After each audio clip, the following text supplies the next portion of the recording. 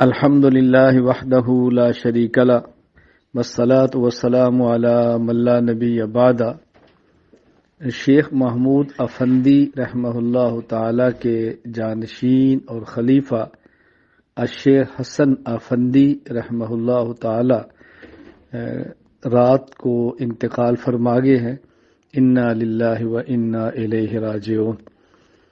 اللہ تعالیٰ ان کی مغفرت فرمائے، درجات بلند فرمائے، اللہ تعالیٰ آخرت کی ساری منازل آسان فرمائے، ان کے پسماندگان کو صبر جمیل عطا فرمائے۔ حضرت شیخ افندی رحمہ اللہ کی پوری جماعت کو اللہ تعالیٰ ہمت اور صبر حوصلہ عطا فرمائے۔